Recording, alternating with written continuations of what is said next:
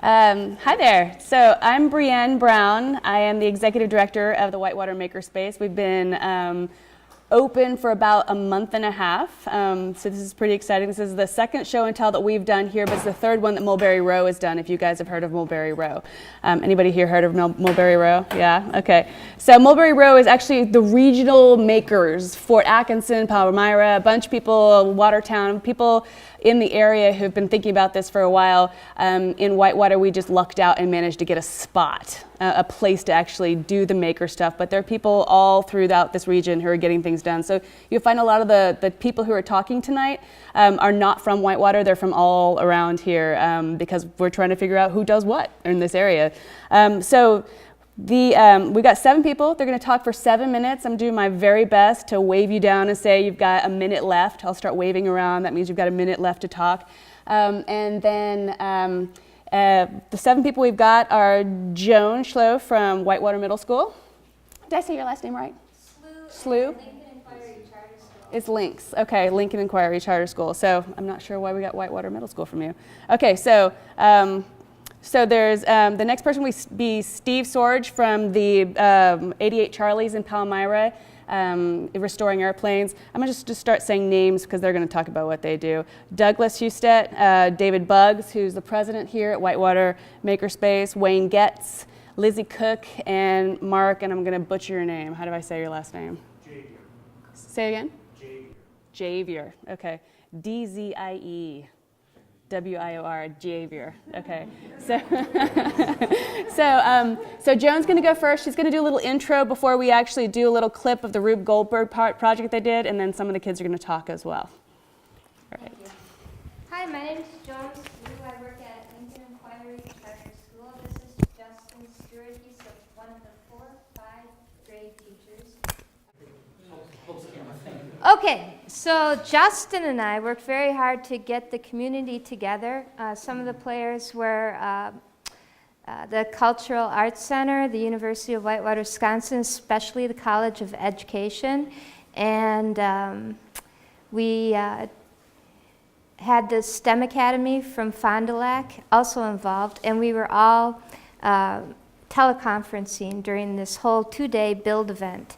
So we're going to show you oh, by the way, we have rubrics that Dr. Nodier from the College of Education fashioned for us, showing objectives in science and physics especially. If anybody is interested in the rubric kind of thing, we have those to pass out. What I'll do is I'll put them by the toppers box, and you can take a piece of pizza and a rubric. Yeah. Hey, that's my dinner. Okay. All right, so take a rubric and enjoy. So while Mr. Stewart was teaching physics, we thought this Rube Goldberg project would be something fantastic for us to collaborate. We have a video that Alan Luckett of Whitewater TV produced or did with some other people. You'll see the credits. And then we have 2 students to come up here and you can ask them questions. And they might be able to confirm or deny the stuff you say. Okay. Anything else? Is that good? Okay.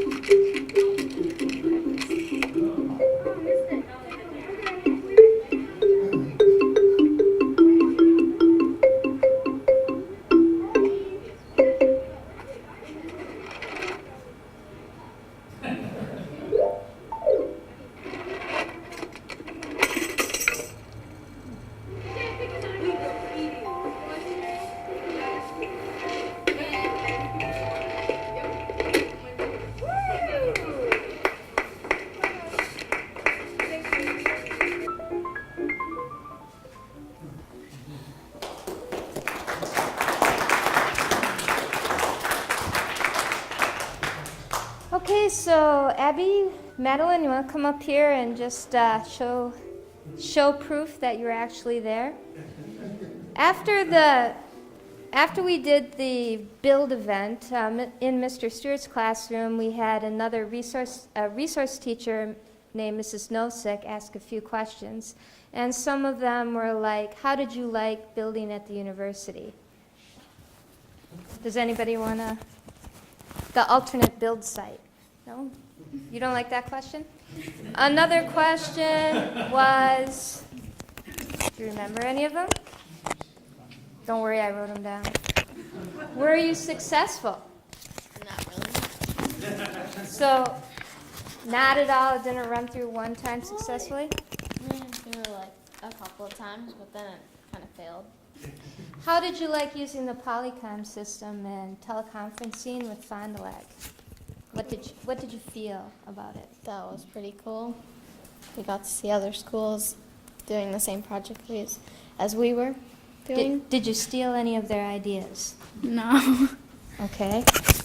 And, okay, what does that say? Oh, do you think 2 days was long enough to do this project? No. No. How many days? Like 4. Oh, okay. Okay, so we're looking for new build sites next year. We're on an A-B cycle.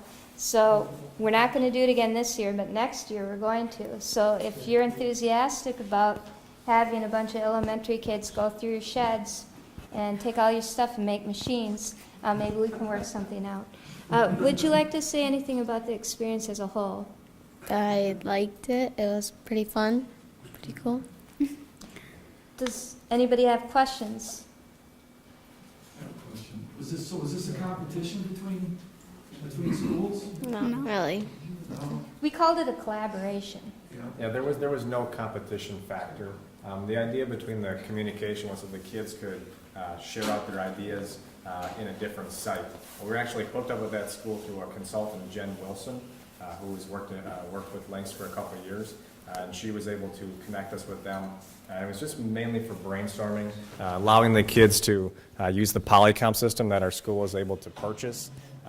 We're hoping to use that system to connect with other schools, so it was a way to continue to network and things like that. But there was no competition element. It did come across our minds to try to do that, but since it was the first time we did that, we didn't want to have those added pressures, I guess, to the kids and really ruin the essence of it, which is to build and create and discover and learn as opposed to come out on top. So we're going to try it again next school year, and like Joan said, if you do have people you know or places that we could build at or just leftover junk that you'd like us to take off your hands, we'll take it. Joan's going to store it in her basement for us, so I won't have to worry about that. So there we go. So. Is our time up, or would you like Madeline and Abby to say more things? Yeah, go ahead and talk. Go ahead and talk. We're actually trying to pull something up.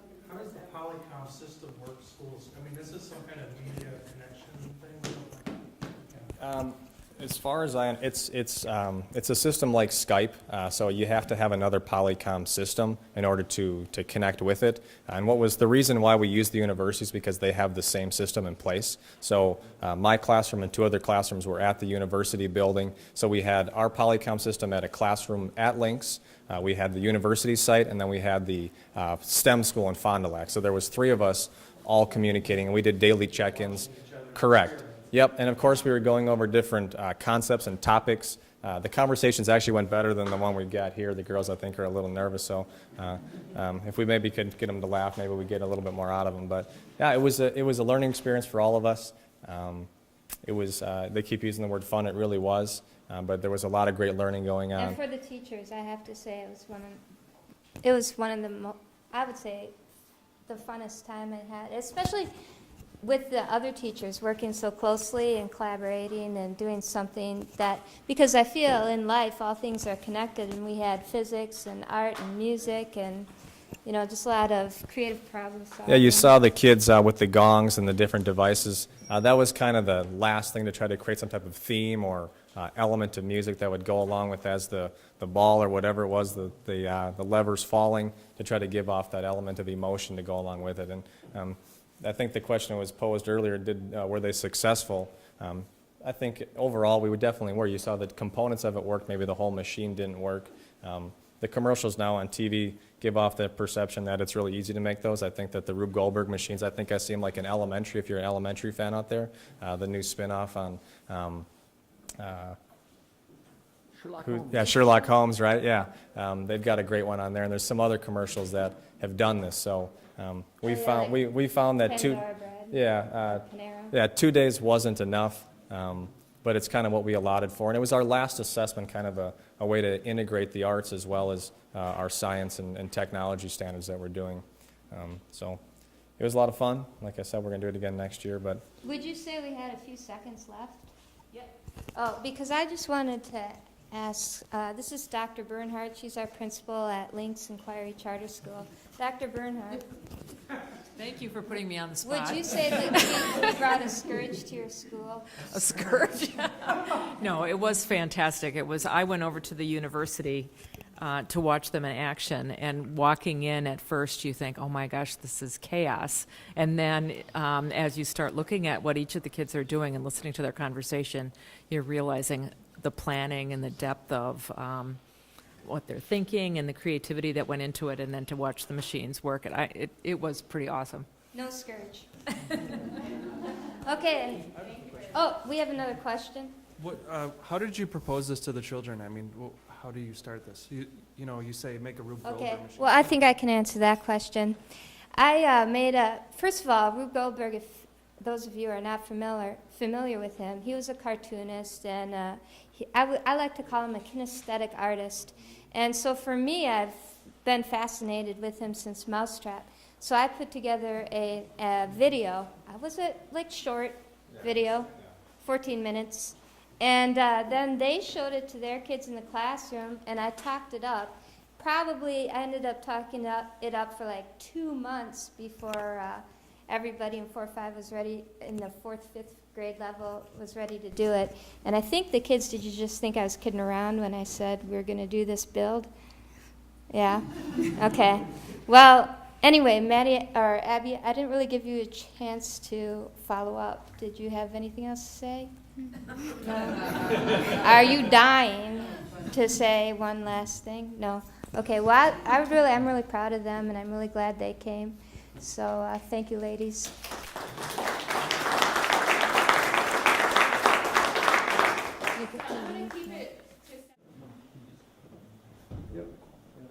So good evening, everybody. I'm Steve Sorage. I'm going to talk about an organization that I helped to found about 5 years ago that's being held right now at the Palmyra Airport.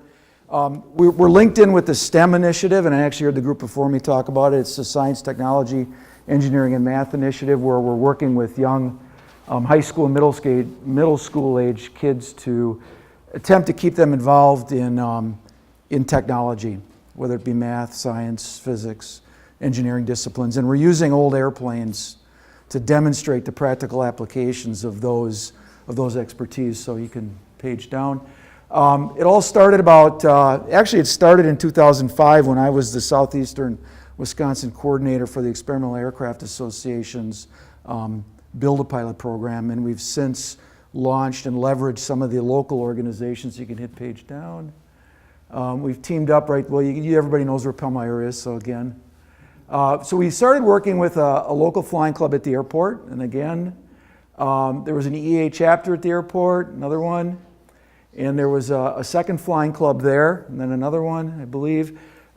Started out at the Franklin High School, Franklin, Wisconsin, as well as the Palmyra Airport. We had about 30 high school age kids involved in our initial program at Franklin, and from there it grew. Next one. So again, it's just that we started out by engaging in flying community, plus a motivated faculty at the Franklin High School, which really got us a good head start into our organization. So you get page down. Our philosophy was, we're not building pilots, but we're exposing kids to aviation and hopefully getting them involved in technical studies that we can use to grow the engineering population and the skill set within the United States. We reached out to students, parents, educators, and primarily we wanted to make sure that it was a fun learning experience that involved the parents as well as the kids. On the next page.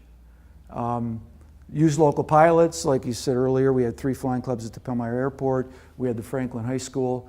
We leveraged some of the Young Eagles programs that the EAA had in regards to, some things like liability concerns. When we're going off and doing field trips, flying kids from here to Iowa or down to Ohio to go visit a museum, there was always that concern about liability. So we were able to leverage some of the larger organizations to help us out with that. We leveraged the computer lab at Franklin, and now we're using the computer lab at the Palmyra High School. We had recurring classes, guest speakers, and again, professional but informal. We didn't want to have too of a structured organization because we're competing with sports, we're competing with robotics competitions, Lego League, and things like that. So we wanted to make it as flexible as possible. Next one down.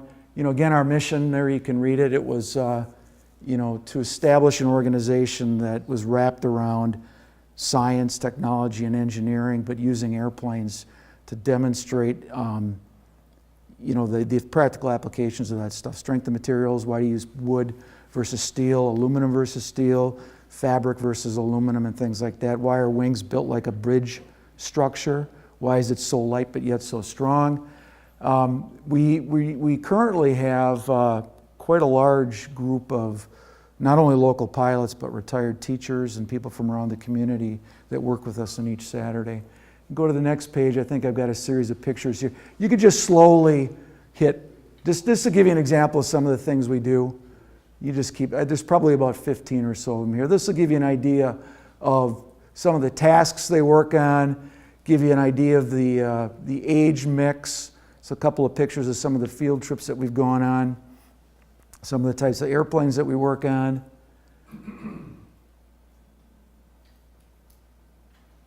We do, like I said, in addition to field trips, we do a lot of fundraisers. We go out and we do barnstorming. We'll find a hayfield along a highway somewhere, ask the person if it's okay to use it, and we'll spend a weekend with our tents selling airplane rides. Next one, this is our website. So if you're interested, it's 88 Charlies. You can Google 88 Charlies. It should take you to our website. The next one is our Facebook page. We hold class every Saturday from 8 to noon at the Palmyra Airport. We attempt as best we can to take as many photographs during each class period just to give people an idea that may be interested in coming out, give them an idea of what we do, how much activity is there, how many people are working there. And I think one last page, again, just an idea of how we've grown from 2008. We started out with 9 adult mentors. We've grown it to over 15. Kids, parents, 10 parents up to 21. We had 30 registered students. We grew to 41 a few years ago, and that got a little overwhelming. So we kind of backed off on our recruiting, and now we've got about 32. This year and last year to date, we've had 88 classes. We kind of keep a record of the hours, because one of the other things that we really push with the adults is volunteerism. We really want the kids to see these adults coming in on the weekends and participating in the field trips. Just to give them that sense of not only community, but you kind of got to pay it forward and volunteer your time for the good of everybody involved. Pardon? All right. And then down, I won't go through all the accomplishments or the highlights, but this year we had our first engine build class where we overhauled a engine, installed it on the airplane. With the kids, test flew it. Not with the kids we test flew it, but after we flew it, test flew it, then we flew it with the kids. And one of our biggest successes is a couple of the kids that joined us back in 2008, we got them enough scholarship to send them off to airframe and power plant school. We've had 3 of them that have graduated. All 3 of them got jobs in their field of expertise. In fact, one of them is working restoring World War II fighters, the job I wanted. So he's got a full-time job working on Corsairs and P-51 Mustangs, which is just incredible. Yeah, that's it. Any questions? Yeah. What is the age mix of kids that you work with now? We've got kids that are 6 years old all the way up to 18. But if we've got children there that are younger than 13, we ask that their parents stay at the class for safety reasons and, attention span and everything else. We don't want to detract from working with some of the older kids if we're having to. Yeah. You mentioned STEM. Who's got STEM? Is it the middle school, the high school? Actually, General Electric. So my daytime job is working with General Electric. So I'm involved with General Electric with the Milwaukee Public School Systems, with the STEM initiative. So we're leveraging some of the stuff that they're doing there with our organization. I'm not aware that the Palmyra High School has a STEM program. We're both from Fort Atkinson. All right. School, and we brought in STEM. Okay. And we're teaching STEM currently right now. That's why. All right. Yeah. Yeah. If there's anything that you could leverage from us, as far as getting kids involved, if they're interested, pass it along. Like I say, Google our name and you'll get to our websites. And remember that we can always chat about this after. Yeah. Yep. The next person to speak is Doug Hustedt. My name is Doug Hustedt. I am a retired art teacher from Fort Atkinson in Palmyra. I see one of my former students is here, Matt is here, and my colleagues are here from Fort Atkinson. If you're waiting for something profound, you're going to be waiting a long time. One of the things that I've found through education is that nobody operates in a vacuum. We all work and collaborate together, and that's the only reason I'm really here tonight, is to show some of my stuff. So what I'm going to do in about 30 seconds is relinquish my time to somebody else who will need. I know Dave is going to do a presentation, and I know that that's not going to take, it's going to take longer than 7 minutes. But what I'll do is, my main emphasis always was sculpture.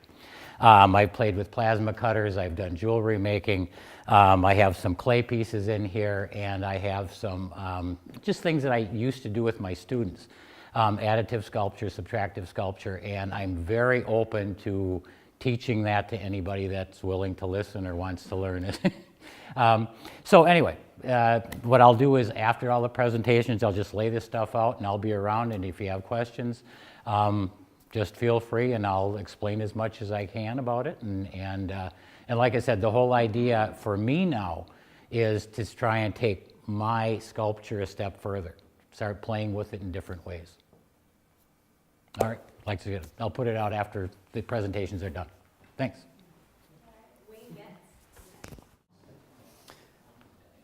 My name is Wayne Getts, and what I've done tonight here that I want to show you is a electric bandage roller.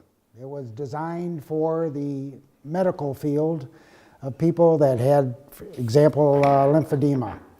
And short thing on the lymphedema is, if you get your part wrapped, it reduces the swelling. The bandages then get loose. They then have to take them off. They have to rewind them. You're looking at a bandage here that's like 12 feet long. To hand do this, and you have to do it maybe twice a day, it takes a lot of time for them to do. So I've invented here and actually designed it. I manufacture it. I sell it. My wife and I work as a team. She has the hard job of ordering all the purchase parts, the material, the orders, taking orders, and if there happens to be some questions that the customers have, she gets to answer them first, and sometimes you don't know what's coming over. But anyway, the first one that we designed here was a portable one. And excuse me, we got this from the going up where our daughter had lymphedema, and she was up at Mayo Clinic. And we happened to see that the patients up there, their bandages here, they were actually sitting on their bed and hand rolling them before they would be able to get wrapped. And this took an awful lot of time. So we designed this. I made it portable. It's a lightweight, 6 pounds. It's also foot operated of it here, just to turn you up. It's an on and off switch. There's no speeds adjustment to it. It's all mechanically done. Starts from the smaller spindle, and then as your diameter increases, it speeds up a little bit, and by that time you have control of it, and you can do work it accordingly and then slide it off. I'm going to just kind of here and make sure I get stuff. I have another model that we designed, and it's basically it's all stainless steel or aluminum, where in the hospitals for sanitation, whatever cleaning fluid they can use, it doesn't affect the material, and they can keep everything sanitized. And then we also have a third model that I've been working on, and we've gotten this from the spa industry. They have interest in a new model. It's called a double spindle. They happen to have it in their plants for the wrapping of the body wraps, that type of stuff. And they'd like 2 operators to work on it. So it's designed, it's a different type of style. I've got it designed, I've got it to try to prototype. We're just looking now to try to figure out how to build the prototype and work from there with it.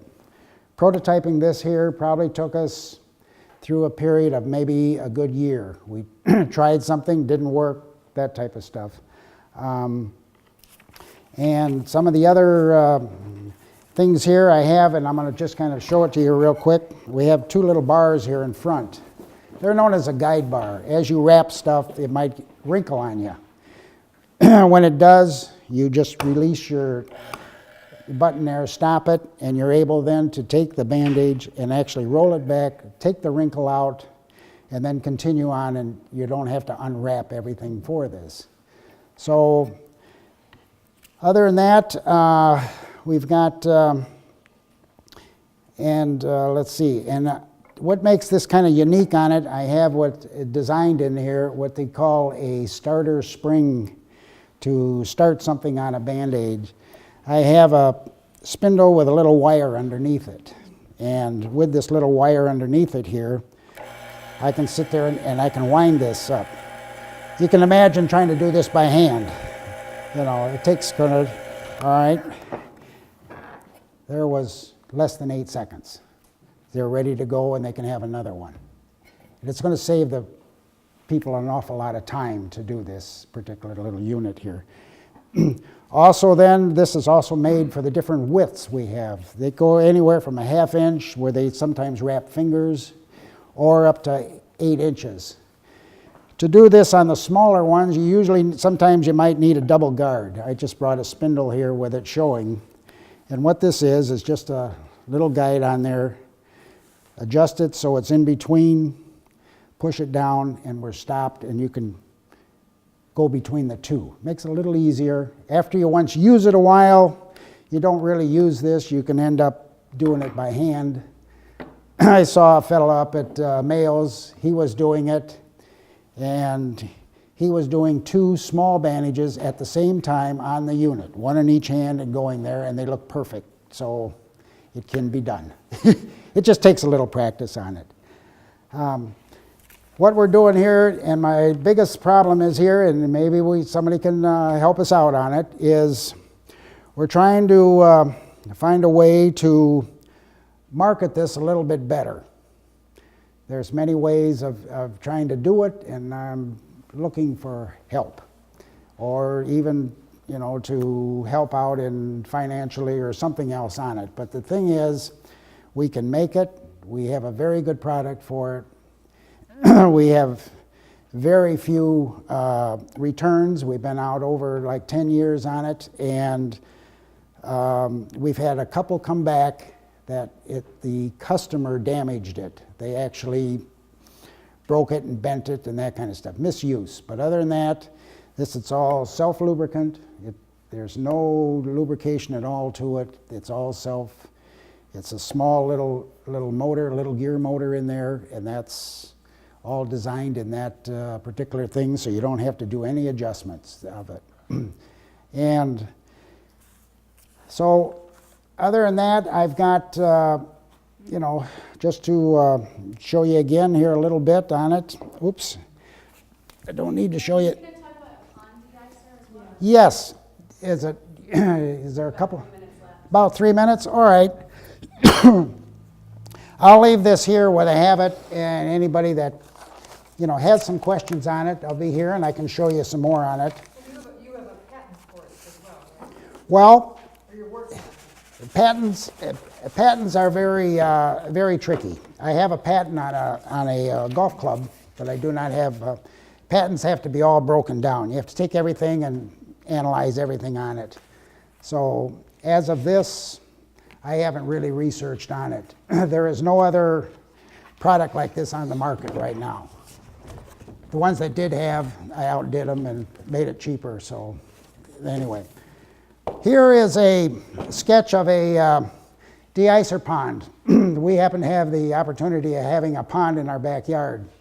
And keeping the fish alive in the wintertime and trying to keep the toxic gases that when the ice is over, to keep them out, you have to have an open area in your pond.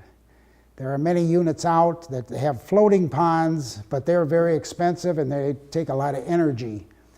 Mine actually involves, and I'll just show very closely, it's a piece, Tupper tote, small tote, 12 by 16, 12 inches deep, clear. You turn it upside down, and on top of it, you have another board and a board underneath with a hole cut in it. Hole cut in, big enough for the light bulb and the little electric socket that you can purchase anywhere. All these parts we can get from Menards, Home Depot, Farm and Fleet. Walmart has some. Everything else there, you need an electric cord and a little handle. This little piece here is the part that holds the bulb. First design, I didn't make it removable. The light bulb went dead on me, and the only way I could replace it is I had to chop out all the ice around it and pull it in and change the light bulb. So it has a new design on it. I would have brought mine in, but it's sitting in the pond right now because we're getting ice. So other than that, but I do have a sketch of it for anybody that would like to see how these boards are. I've got them all, the size and everything else. To make something like this costs approximately $12 to $15. And to put it together, you're screwing a couple screws together. You have a couple of these eye bolts are in here. You want to remember that. You sometimes have to tie your things here because it floats. On the bottom, there's a little styrofoam. And this little styrofoam is basically it's a 2-inch square around it. And I just made a little sample of it.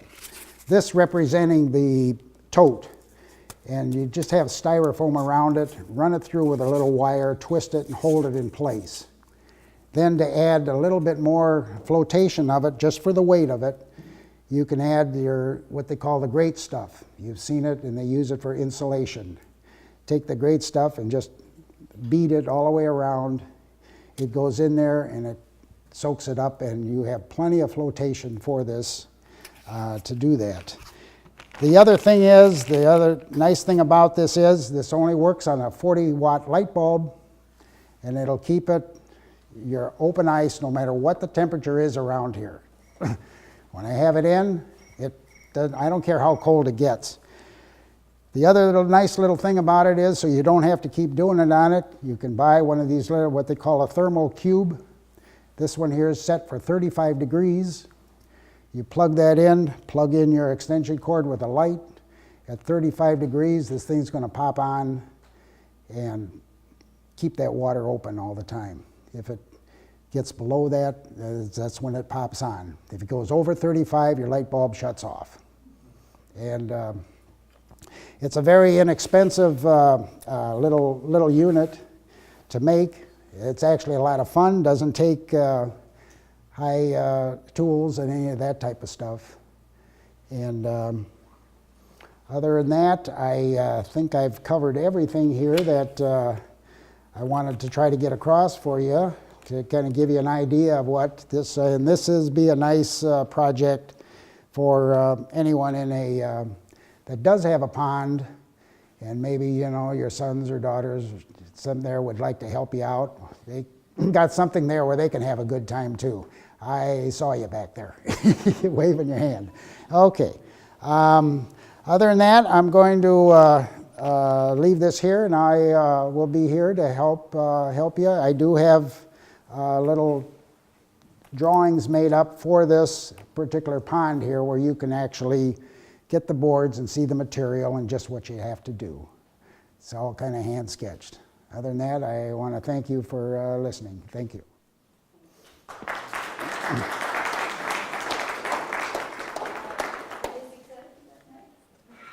And I'm going to talk for a few minutes, and then I'm actually going to turn things over to my fiance, Michael Johnson, because I don't have 7 more minutes worth of content, and he has some things to share also. My makerly interest is a little different than everything shown so far in that it's edible. I have an interest in making ice cream. It started about 3 years ago when I got an ice cream maker for Valentine's Day from Michael, actually. It was a great Valentine's Day present. It's been returning gifts ever since then. I thought about what to bring. I wasn't really sure what to show. I thought about bringing ice cream, but I didn't know if I'd have enough for everyone. I don't think I would have. So I brought a few of my books, also from Michael. I think he has a vested interest in this hobby. And the first one I got is called Jenny's Ice Cream. It's by an ice cream maker in Columbus, Ohio. And more recently, I got one about an ice cream maker in, let's see, one is in California and one is in Portland, Oregon. And I would love to bring some of these great creations to Whitewater, which is my new home as of September this year. So far, I've mainly just made ice cream for fun, for family and friends, and foisting it upon coworkers strange things like sweet potato ice cream or lime blackberry coffee is a favorite of mine. So really, though, to go from just making it for friends and family to actually selling ice cream to strangers requires a lot of work. Food is highly regulated. You have to follow a lot of rules about where you make it, how you make it, the ingredients you put in it. So I'm interested in exploring that movement from hobby into small business. And along those lines, I'm interested in commercial spaces where I can make ice cream in small batches. I'm not really interested in a shop or anything on that level right now. I'm thinking more like direct sales, kind of along the lines of community-supported agriculture, where people sell shares in their garden plot, and then you get whatever bounty they happen to have each week. It'd be similar, you would get whatever flavor I feel like making that week. So I think that covers the basics of what I make, why I make it, what I'm hoping to do in the future. So I'd be happy to talk with people more about it afterwards. You're welcome to look at my books. They're covered with my scribbles. And for now, I'll pass the microphone over to Michael. My name is Michael, and my main reason I was brought in here today was to talk about jewelry making and body art and silversmithing primarily. Just a brief background, I probably started jewelry making in high school as just weaving hemp necklaces. Yes, I was a hippie. And I've been doing silversmithing or metalsmithing on and off since 2001. There's been some big breaks, there's been some short breaks. The big things I'll say about metalsmithing is that you can learn some basic things very quickly, but to really become an expert takes hours and hours and years of just sawing and soldering, sawing and soldering. I'm getting some nods in the back here. That's really how you have to do it. But one of the things, as I was going to bring a couple things here, is I know a lot of people, when they think of metalsmithing, they think of playing with fire. And yes, playing with fire is fun. When you're safe, you got to be safe. But it is fun. I do have a torch at home. But there's a lot of metal work you can do, which is called cold connections or cold processing, which is all done without using heat. So an example of a piece that I made, it's all 100% cold, is this right here. It's a silver cuff. Took me a lot of time. It's all cutouts, all sawing and filing. No soldering, no heat, nothing. I did this all one go. Now, if you're going to do this more time you're supposed to heat and bend, and you can do that, but I was lucky I got it in one go. But then you get more complex things that will involve, soldering and stone settings. So like this guy right here. This is all stone. This is rhodochrosite, and it's a silver stone setting and bezel setting. So it depends on what level you want to go and what you want to do. Now, the kind of things that I could teach if people wanted quick things is something like cuttlebone casting, which is a fun technique. I have the finished products here, but I should have brought the cuttlebones with me, which is done with, anyone here know what a cuttlefish is? Squid, right? Yeah, it's a squid-like creature. Yeah, kind of like, not quite a squid. And the back of the cuttlefish is what's called the cuttle bone, but really it's a calcium plate layer. And you would see them in bird cages a lot of times. People like a little gnawing. Take one of those things, sand it flat, cut it in half, dig out a cavity, put the two together, melt the metal, and you can get a little guy like this. And I can pass this around. Here. Trust me, you can't break it. And the little ridges you get are the cuttlebone casts and material. Now, for me, I would call myself an advanced hobbyist in metalsmithing. I'm not a professional. I have a career. I went a different track. But I'm always game for teaching and telling people what to do. The big thing is if you want to learn from me, you need to tell me what you want from it.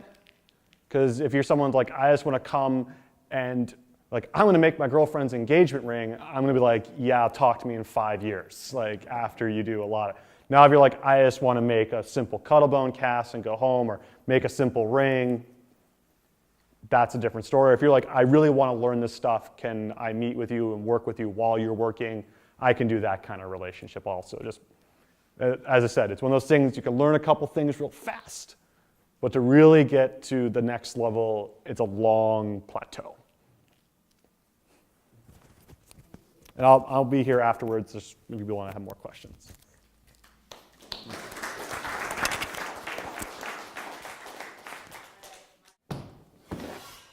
My name is Mark Dziewior, and I'm a full-time local artist. I live in Fort Atkinson.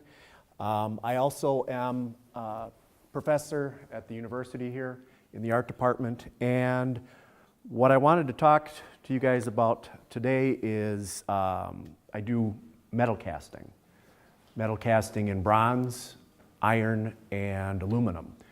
And because I only have 7 minutes doing the whole procedure on lost wax casting, if you're interested, I can maybe come back and do another talk about that. But I thought I'd start off with kind of the end product, okay? I do a lot of figurative, and lately I've been doing a lot of animals. Actually, I can pass this little guy around. This is a little leopard frog that I did, and that is all bronze.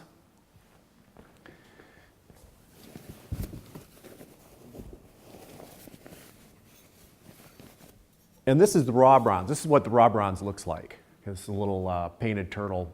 I do not have the finish on it.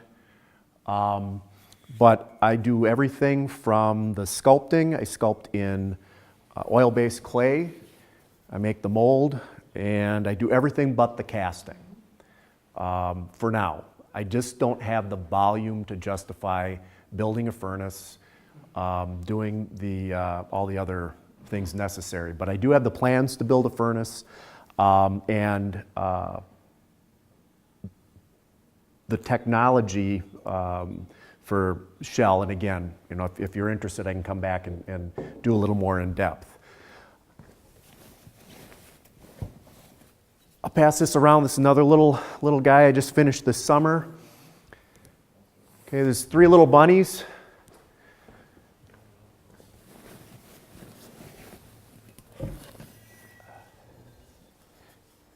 Here's some lab puppies. And what I did was I left this one open, so you can see on the inside it's hollow, okay?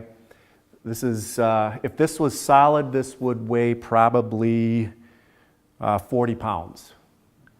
Because if you think of like a pound of wax, like beeswax, if a pound of wax is about this size, that's 10 pounds of solid bronze. Iron as well.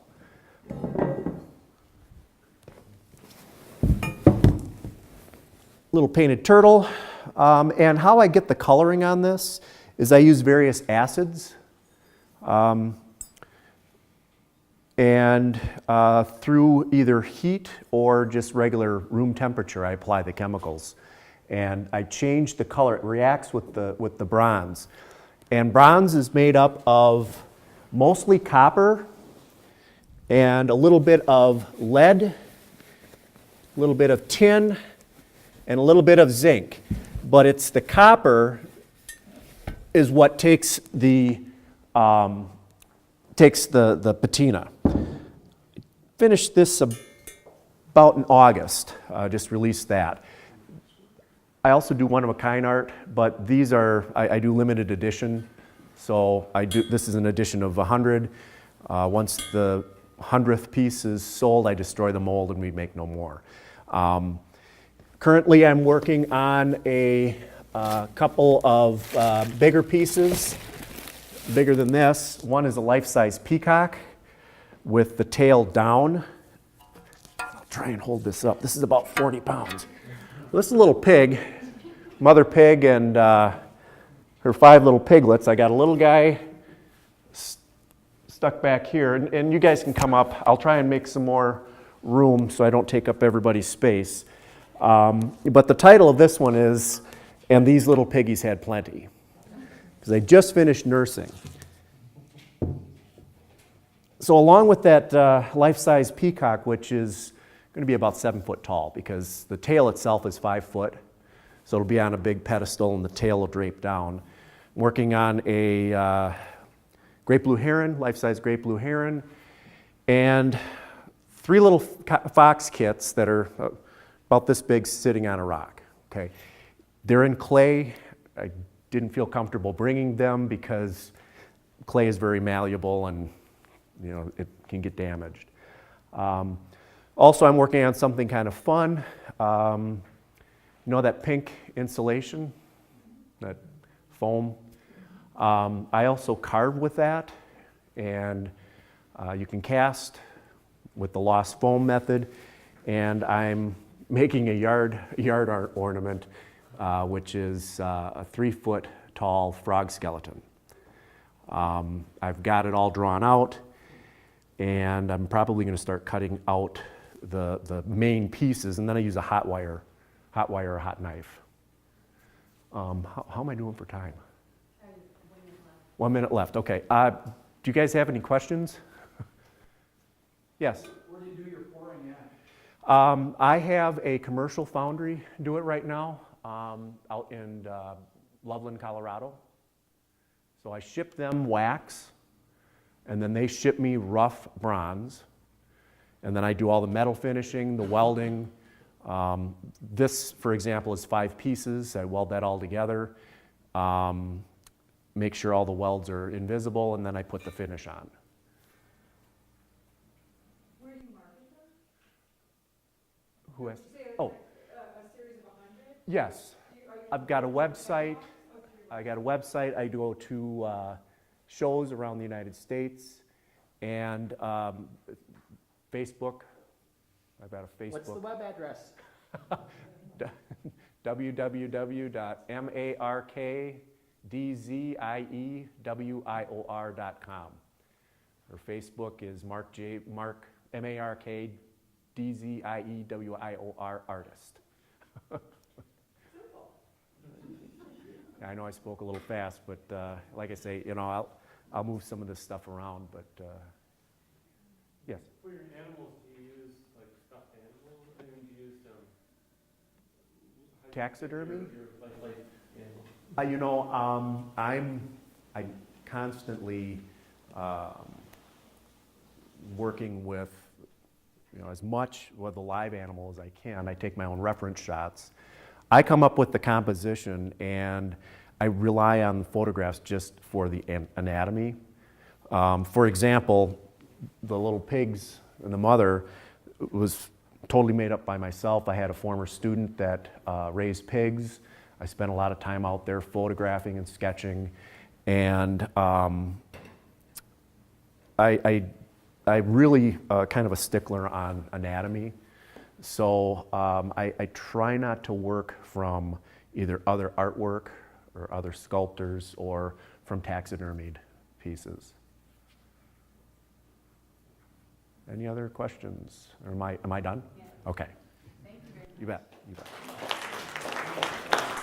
My name is David Buggs, and I'm actually going to spend just a few seconds in here, and then those that are interested can join me out in the shop, and I'm going to give a demonstration of a laser cutter etcher at work.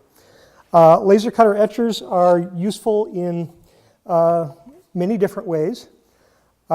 This is a piece of acrylic that I was able to cut. I actually have an entire small 3D printer that was cut out of, I guess this is 3/16" acrylic. You can do very light engraving, or you can turn the power up and you can actually cut very fine, what looks like lace, out of something like a piece of plywood. And at the highest settings, if you've got a pet that you need to memorialize in the backyard, you can take and etch your own granite headstone for your favorite pet. And so there's anything in between. Some other very useful things you can do with a laser is you can take vinyl and cut stencils that you can then use for creating signs or whatever. One of the favorite things, and I brought some leather today, but I got busy doing other things.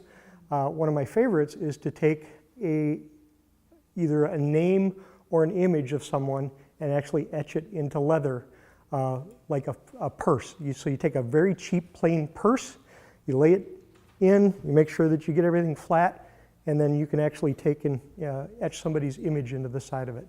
And I apologize, I didn't bring it, but I'll come to another one of these show and tells wherever they might be and bring some finished products. But we'll adjourn once we're done here, and I'll show you how to do a setup and the laser cutter etcher in actually executing. Thank you. Any questions from any of our?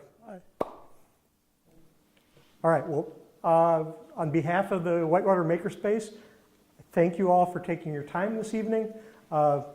We have offers from lots of different individuals to discuss and share things.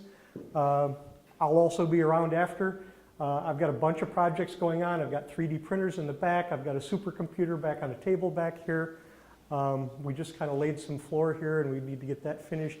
If you want to stop and provide some sweat equity, we'll give you a membership here for a period of time and help us get fully functional. As Brianne said, we've only been open a couple of weeks and we're not quite there yet. So thank you very much. I had a question. You said you do have a 3D printer? There's a pair of 3D printers in the back there, yes. And on the second Saturday of December, I'm actually doing a clinic where we will build one in about 3 hours. So if you're interested, come back. It's actually on our website, whitewatermakerspace.org. Come in. I'll be taking anybody that shows up, breaking them into small groups, letting them build sub-assemblies, and then we'll bring it all together. In about 3.5 hours, we'll have a fully functioning 3D printer. Okay, thank you, everyone. If you're interested in the laser, join me out here. We'll get started in a few minutes.